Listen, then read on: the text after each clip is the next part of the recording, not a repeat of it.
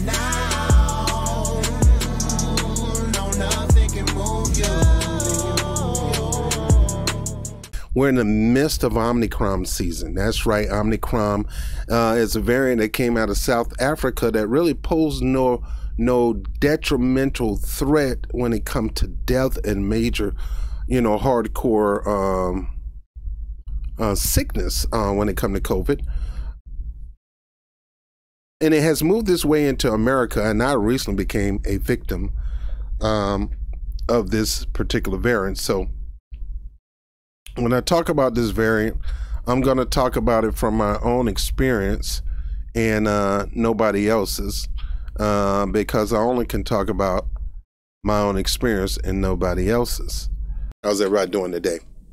Well, on December the 22nd, I believe, or 23rd, 22nd, I wasn't feeling too well. I went to work, and about 4 o'clock in the morning, I started feeling a little off.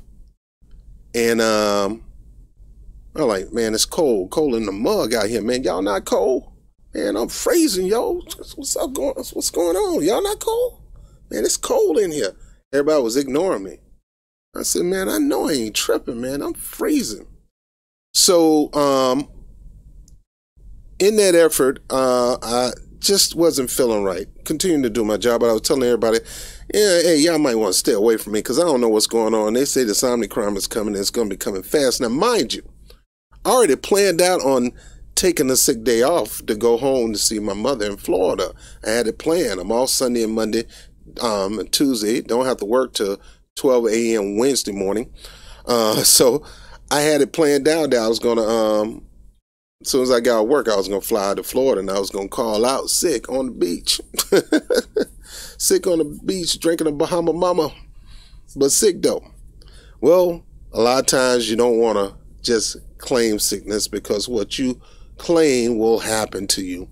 And sure enough, I end up feeling real sick that day. So I go home that Thursday, try to sleep it off, woke up in a pool of sweat. I said, well, let me take some Motrin, and if it gets worse in the morning, I'll call out and go to the emergency room. And it didn't get better, it got worse. I called out, and then I went to the emergency room, and they say you're showing symptoms of Omicron. We're going to go ahead and give you a PCR test. We'll let you know the results Monday. If the results come back negative, you can go to work that day. If it comes back positive, you can go to work. You have to stay home for 10 days. 10 days. And then they change it. I'm not going to go into why they change it. We all know why they change it. They don't want to pay you to stay home. They don't want to pay you to get better. They want to continue to keep the economy machine going because they don't want to, they're afraid that we're going to have to take the taxpayer money and give it to taxpayers. They're not going to let us give it to the corporation like we used to. So fully on that. Number one, get vaccinated, or you're going to lose your job. And number two, kill your butt to work. You only got 5 days, whether you're sick or not, whether you're asymptomatic or not, whether you're showing something or not, you better go. Or risk getting fired. So many ways they put you in a position where, now it's tough, because you don't want to lose your job. Especially when you've been on there almost 20 years, and then y'all forcing my hand. This is why people do stupid stuff, man. You're putting pressure on them and they crack. Stop doing this mess. But let me get into the story. Omicron came, and I ended up catching Omicron, and I had to stay home. I had to cancel my whole Florida vacation, and I had to stay home for 5 days. 5th day, I go back to work. They wanted me to work extra. I'm just coming home from COVID. I had body aches. I had fevers here and there. But the main part is the freaking headaches. I didn't have all that hardcore cough, but the headaches were profusely hard, man. It's like 5 migraines. And I've been vaccinated twice. I definitely ain't getting no booster, and y'all not going to keep boost and give me a shot. And another thing, and I'm going to do a report on this. Can't we just stop calling it a vaccine? when you got to keep getting the shot over and over and over again. That's not the definition of a vaccine. You usually get a vaccine, poof, gone. That's it. You get the polio shot, you ain't got to deal with polio. You get the chickenpox shot, you ain't got to deal with chickenpox. And if you get it, it don't affect you as bad as if you didn't have it. And then you ain't got to worry about it for decades. Most of your life. You probably get little shingles here and there, but most people don't have to suffer through chickenpox after getting the shot.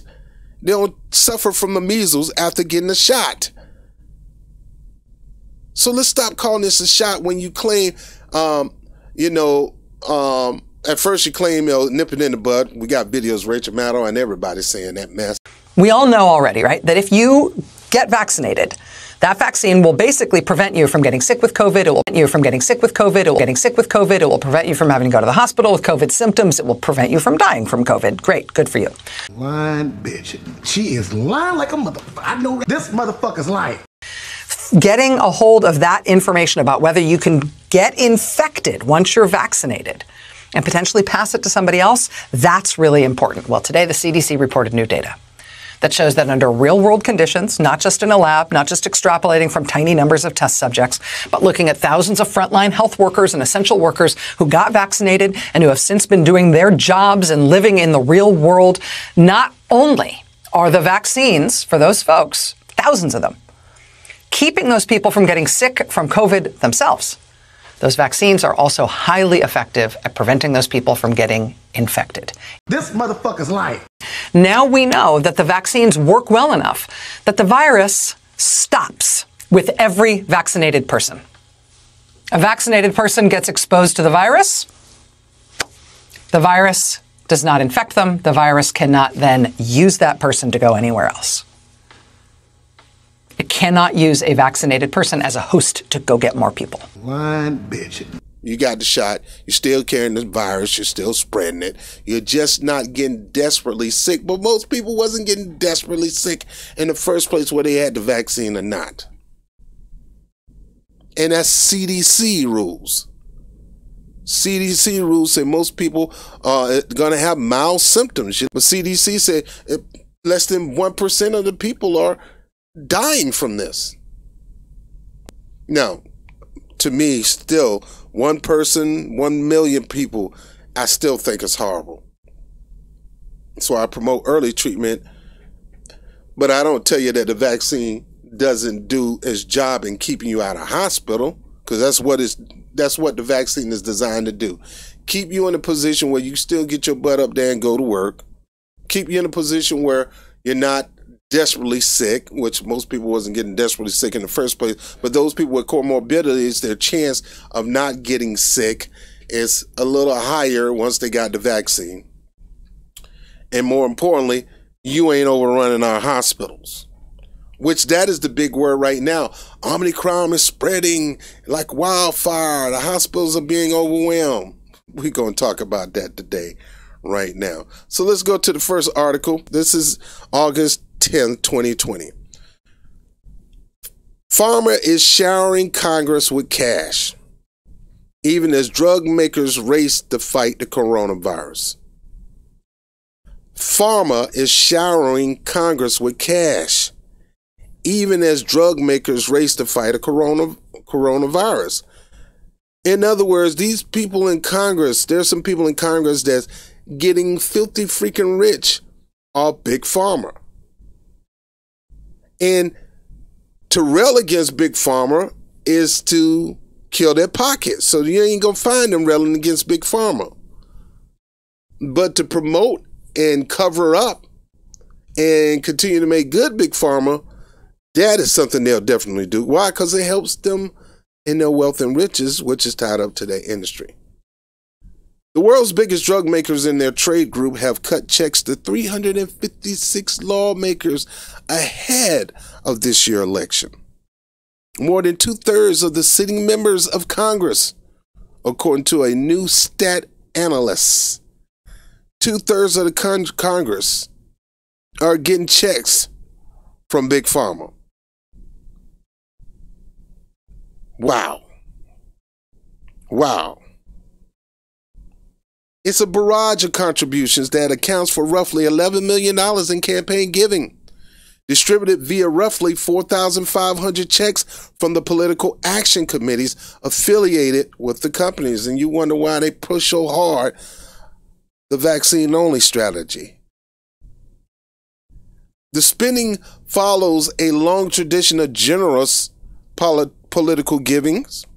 Major manufacturer typically makes hundreds of modest donations to incumbent members of Congress, but avoid donating to presidential candidates, seeing little utility in placing presidential bets.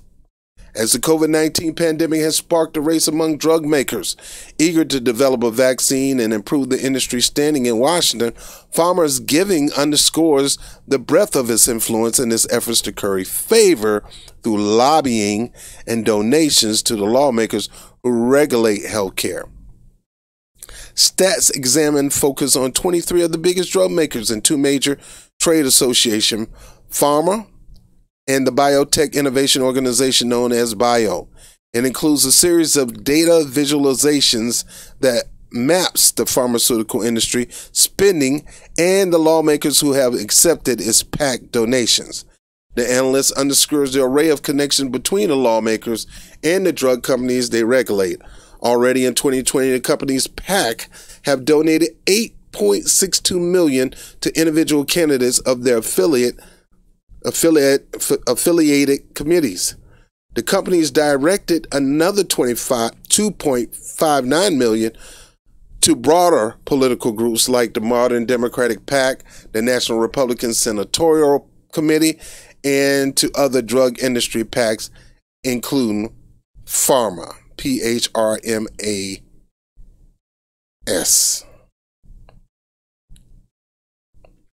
Pfizer. Pfizer. We're going to talk about Pfizer a little bit. Why is Big Pharma investing in these politicians? The same reason why Big Pharma invests in the news media. To get them to spin the narrative that makes them money. I'm paying you. I'm making an investment into your show because I need you to promote my products. Whether it's through a commercial or whether you sit there and voice it on that news table in front of that camera on that teleprompter, I need you to promote the solution to the problem, and that's us. That's our money. That's our product. We need to get that dollar. We need to cash rule everything around me cream. Big Pharma, I got to get that dollar bill, y'all. So I need you to promote any drugs that I come up with, any kind of vaccine that I come up with. I need you to push it, not just you politicians, but you doggone media heads. I need you to push it. Man, Pfizer spent a lot of money in pushing this. I want you to see this. Is brought to you by Pfizer. CBS Health Watch sponsored by Pfizer. Anderson Cooper 360. Brought to you by Pfizer. ABC News Nightline. Brought to you by Pfizer. Making a difference. Brought to you by Pfizer. CNN Tonight. Brought to you by Pfizer. Early Start. Brought to you by Pfizer. Friday night on Aaron Burnett Out Front. Brought to you by Pfizer. This Week with George Stephanopoulos is brought to you by Pfizer. This weather report brought to you by Pfizer. Today's countdown to the royal wedding is brought to you by Pfizer. And now a CBS Sports Update brought to you by Pfizer. Meet the Press Data Download brought to you by Pfizer. This portion of CBS This Morning sponsored by Pfizer. On how to find the hidden sugars in the American family diet. Sponsored by Pfizer. Oh boy. So folks, I sent that to you because you got to understand that big money pharma is involved in narratives handed over to politicians, narratives handed over to the news media. Now, I'm not going to say big pharma is not good sometimes. I have come to the conclusion that natural homeopathic medicine is the best way to go. We didn't have these big major pharmaceutical companies back then and all that. I think the best thing for your body is natural home remedies, homeopathic methods, when it comes to you staying healthy and even beating sickness and disease, no matter what kind of sickness and disease out there. I believe homeopathic or home remedies are the best way to do it, and they come in major forms, not just you getting some soup out of the doggone cupboard.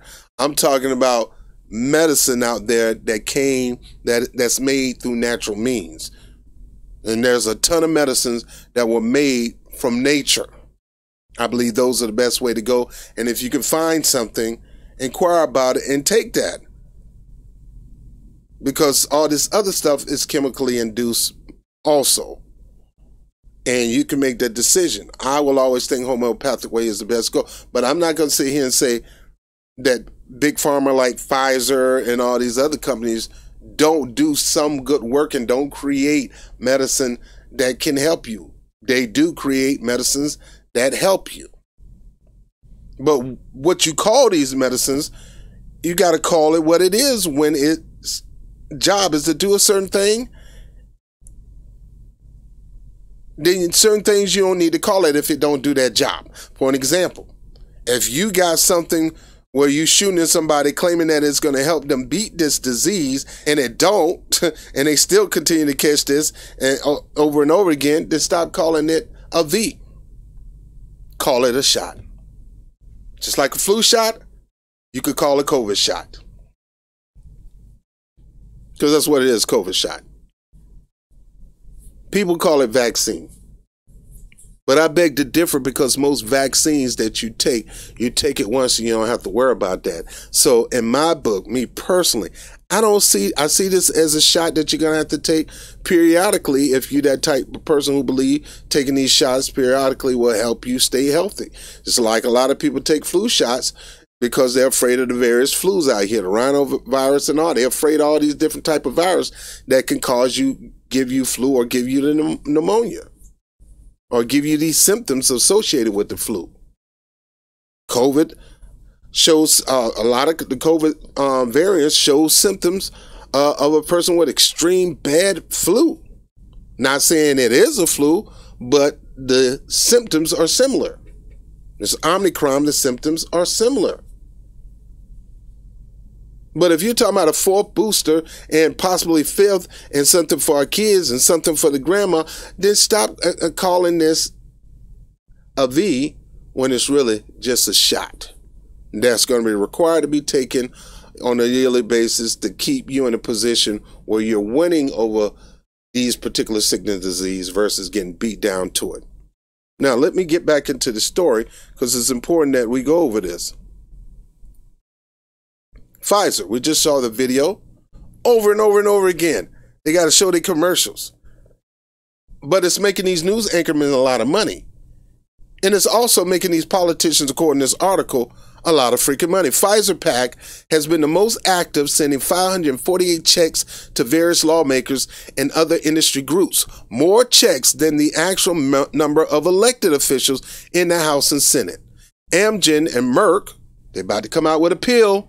That's supposed to be a COVID pill. That's supposed to be early treatment. That you take this within 5 days. The efficacy rate is 90%. I've been telling you about stuff that I've been taking for a while that does about the same thing. But they shut me down on YouTube for what?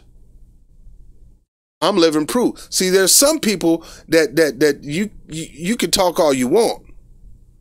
See, a man with an experience, I want you to remember this quote because it's a powerful quote. A man with an experience is never at the mercy or at the feet of a person with an argument. You can argue all you want. I know I got healed from that, this. I know this healed me. You can sit there and dispute me and argue with me and tell me it didn't. The bottom line is, you ain't me. You don't know what I've been through, and you don't know what I took, and you don't know how many times I took it, and you don't know the results that I got, so shut the hell up. A man with an experience is never at the mercy of a person with an argument. So you can argue that this don't work, and this is actually this, and we shouldn't take that. Well, people who've taken it and it helped them, how the hell you gonna tell them it don't? Just because you're punk and you don't believe it works doesn't mean it don't work. Merck coming out with an early treatment pill. Pfizer coming up with an early treatment pill now because they realize we can't get everybody to buy this stuff. So we got to come with something that everybody can buy. Amgen and Merck cut another 405 and 379 checks respectively. The companies spread their cash far and wide.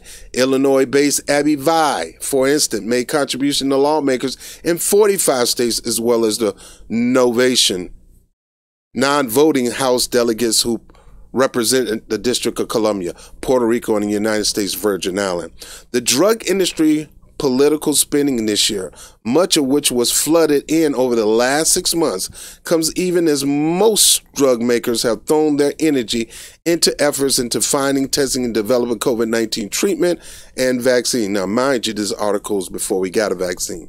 Drug manufacturers around the world have leapt into the race, including several whose PACs have supported hundreds of lawmakers, including Pfizer, Gilead Science, AstraZeneca. Washington has responded with clear financial rewards for that work. Already, Congress has provided billions, and I like to say, of your taxpayers' money in federal healthcare agency aiming at helping find drug company research. A recent proposal from Senator Republicans would award BARDA, an agency largely tasked with funding drug companies' COVID-19 efforts, an additional $20 billion, 14 times more money than it was allocated last year. In other words, they're taking your hard-earned money and giving it to these big pharma companies. Why? Because these big pharma companies gave them money. And why should they get your money? Well, they got to make these vaccines or these treatments. Then if they're profiting and they're major profits, then they need to be paying that money back to the people. It's less about a particular deliverable and more about creating a relationship, says Sheila Krumholtz, the executive director of the Center for Responsive Politics, a money in politics group that STAT contracted with to supply contribution records, and maybe greasing the skids on a particular issue for which a company has great concern or sees great opportunity. On COVID, it's certainly both. These corporations are being called to the aid of a country in crisis. Billy Townsend, former Louisiana governor who later served as CEO of the trade group PHRMA. In other words, these guys sitting on the board. He served as CEO. Former Louisiana congressman served as CEO of the trade group PHRMA. Said in an interview that a corporate PAC contribution should be viewed in the eye of the beholder. He said they represent a logical way for high-ranking industry people, employees, to support their interests in Washington, D.C. If you want to believe that it's a corrupt system and people are buying favors, I suppose nobody's going to convince you otherwise, he said. On the other hand, you can accept the notion that not just corporations, but individuals in America tend to donate to people with whom they associate. They like the way they vote. They like the way they speak on issues. They like the position they taken, so you tend to answer the call when they contact you and say, I need some help with my campaign. The industry congressional spending is also an attempt to avert something of a political Armageddon in 2020. If Democrats take control of the Senate and former Vice President Joe Biden defeat President Trump, which he did, and they did, Congress would be poised to enact, listen to this now. This was before the election. Congress would be posed to enact unprecedented reforms to the way Americans pay for prescription drugs, reforms that will likely slash industry revenues. They didn't do that. In the midst of a crisis, they didn't do that. Pathetic. Democrats in the House have already advanced legislation to allow Medicare to negotiate drug prices. Where did that go? Echoing the Trump proposal to cap U.S.-based prices on the pharmaceutical companies' charge for medicines in other countries. Biden, despite his reputation as a political moderate and an industry ally, has also campaigned on an aggressive drug pricing platform. Campaign. Don't mean ain't doing it. Big Pharma is trying to buy maintenance of the rigged status quo, Ben Wakana, the executive director of the advocacy group Patients for Affordable Drugs Now. He said, when asked about stats analysts, the breadth of these contributions shows drug companies have no intention of doing anything to lower their prices. They're lavishing millions in campaign contributions to protect their power to dictate high prices for prescription drugs. Pharma, the powerful drug industry trade group, declined to comment on the strategy behind it and its members' companies' political giving, citing a policy of not publicly discussing political advocacy or lobbyist tactics. I'm tired. You take time to read out this article. The bottom line is, Big Pharma pays our politicians for a reason. That's to get to working for them. Get to stepping, boy. Get the two dancing. Get in there and cook it up. That's what I pay you for. To spin the narrative about buying my products, about supporting our company. And I get it. Like I said, most of these pharmaceutical companies do make medicine that does do fare well and keep you alive and keep you healthy, and I applaud that. But that's just one way to get healthy. There's multiple ways to get healthy. There's multiple ways to lose weight. There's multiple ways to deal with all kind of various sickness and disease. I don't think there's just one way. But they'll try to spin the narrative. These big pharma people will begin to spin the narrative among Congress or among the news reporting agencies that there's more than one way. There's more than one way. And you got to look at that one way, more than one way. But right now they're preaching there's only one way. Most people out here in the grassroots tell you there's always more than one way to beat one sickness and disease. Not one way only. Multiple ways.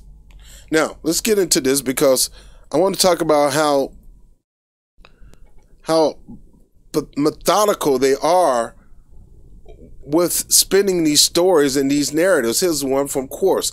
Omicron might be milder, but is poised to overwhelm hospital. Here's another one. Not in a good place. Hospitals prepare for Omicron surge after the holidays. Here's another one. With Omicron now dominant, depleting U.S. hospitals struggle to prepare for the worst. South Africa says its Omicron wave has passed with no big spikes in death. Here in New York, COVID hospitalizations top 2021 surge level. Omicron quadruples risk of breakthrough case. I've seen a lot of YouTubers. I'm no expert. Some of them have experts on. So Jordan Sheridan with an expert, and you can't deny his record. That's what I said about the frontline doctors. They claim to be experts too. They claim to be using certain products on the shelf. They claim. I'm not saying they do. I'm not saying it's true, but they say they use certain repurposed drugs and have seen massive results. Yet the people who want to dump on them, I have not seen them come with an expose exposing their lies. I haven't seen them talk to any of their patient, even though they have the patient-client privileges. They can't talk to their patient and put them on that black, dark thing like they normally do and change the voice and make them look like a robot. You could have did that, and you never proved them wrong.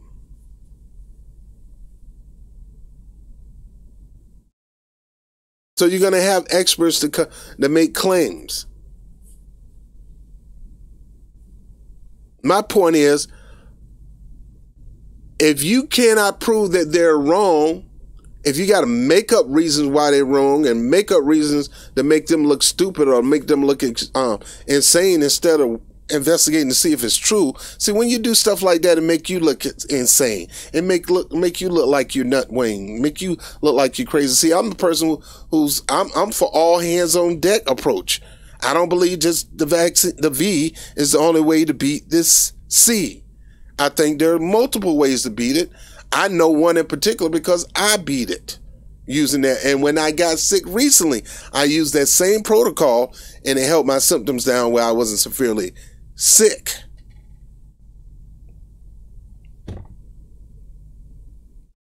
And the big story is the hospital overwhelming. Of course, if you got a fear campaign and you got a video that come on before your YouTube video with this, I'm the Omicron virus, I'm the Delta virus, I'm going to kill you if you don't get that virus. When you got a commercial like that scaring the hell out of people. I remember when I was selling a particular product, I knew the best way for me to get that sale is scare the hell out of them that this is a problem. And I got a solution. And I was scared them to the point of signing that paper to get my product. But at the end of the day, 3 months down the road, 6 months down the road, they dropped that. They dropped my services.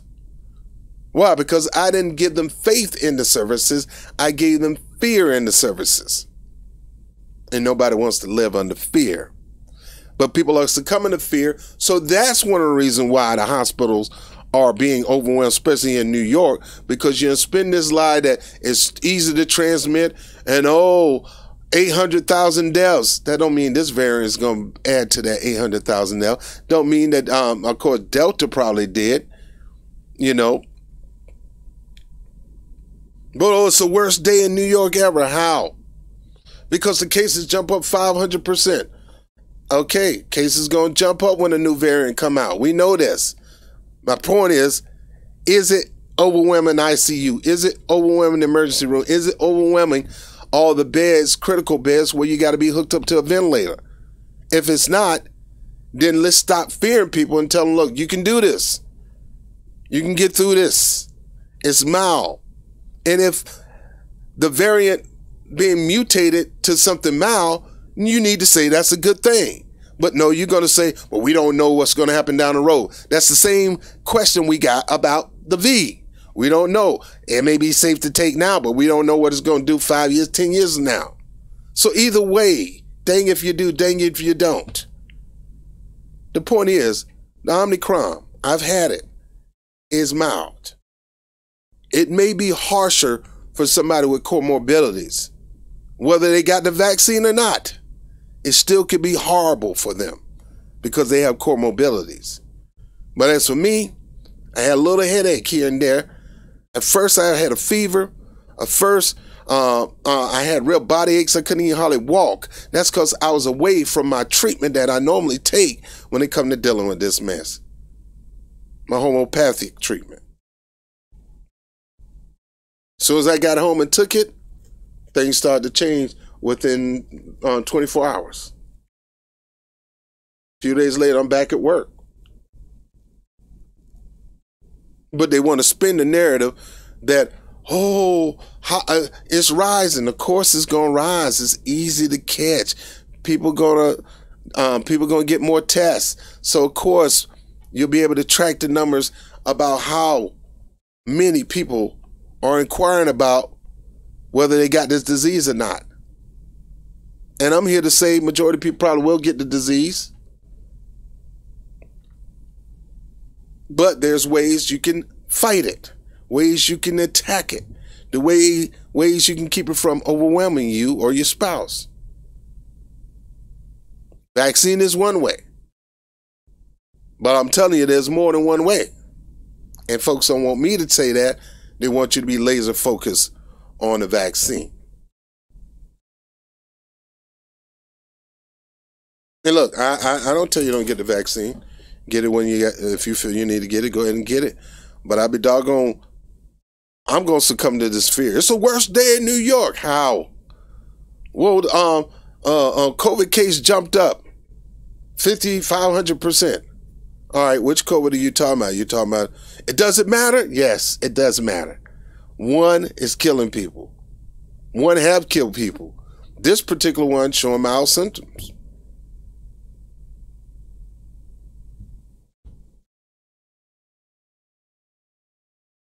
It will continue to push fear monger.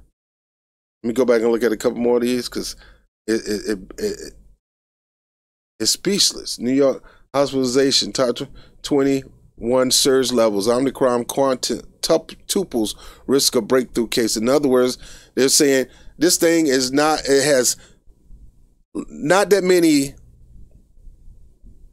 symptoms. The symptoms are similar like a flu, according to the CDC and according to the doctor who discovered this in South Africa. Why are you talking about the risk of a breakthrough case? Well, we need to talk about it. At this moment, we don't have a breakthrough case. So don't talk about a breakthrough case or a risk of a breakthrough case until a breakthrough case happened. Because nobody had a breakthrough case right now when it comes to Omicron.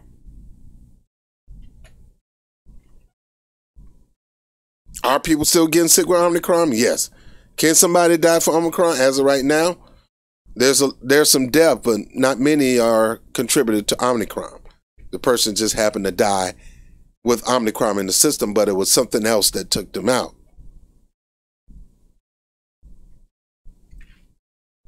Here's another one. This thing has passed with no big spikes in South Africa, so it's on its way here to pass too with no deaths. Look at the pictures. Look at the pictures. These pictures will have you assuming that they're in this position because of Omicron. We don't know what these pictures are. We can't say they're affiliated with Omicron. Only the person who took the pictures can.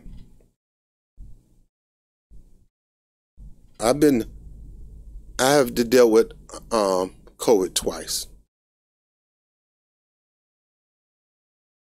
Doctors told me not to come in because my oxygen is not low enough. This is way back at the beginning stages. My doctor say, hey, here, try this for a few days and take some Motrin. So stuff he gave me, that's the stuff that within 24 hours, my fever broke. I could breathe a little bit better. A whole lot of stuff for my betterment, for my good.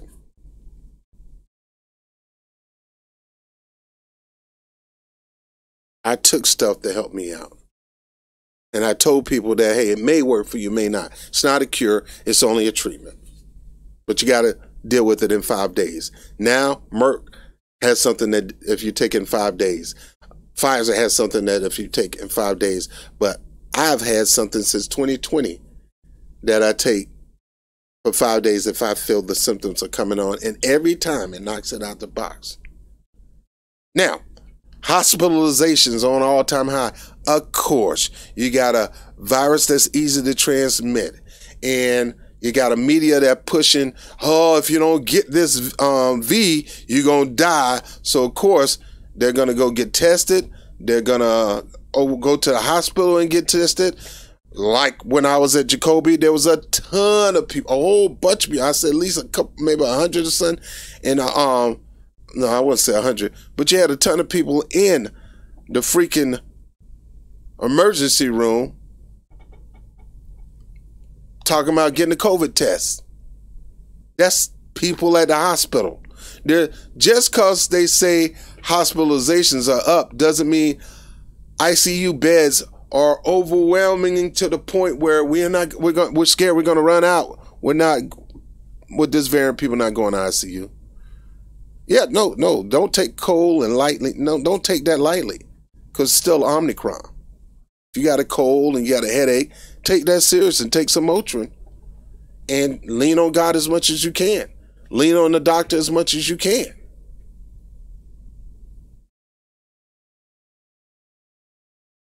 Omicron is real, but it has mild symptoms. And the reason people are overwhelming the hospital is because they're either still dealing with Delta or they're dealing with Omicron, and they're going to the hospital because of what they heard about Omicron. They started showing symptoms, and they're freaked out that they may have it because a lot of people are freaking out because they believe if you get the virus, it could be doomsday for you. When majority of the people it's not doomsday for, and that's vaxxed or unvaxxed.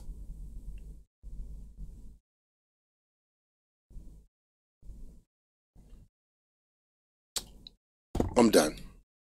I'm drained. I'm done. Still dealing with the effects of the V. Every now and then I get a little headaches. That's it. Just the headaches. Anyway, I'm done. Hospitals being overwhelmed. It's true. But it's not a certain section of the hospital. ICU is not being overwhelmed with Omicron people. Intensive care, the ventilators are not being used up because of Omicron.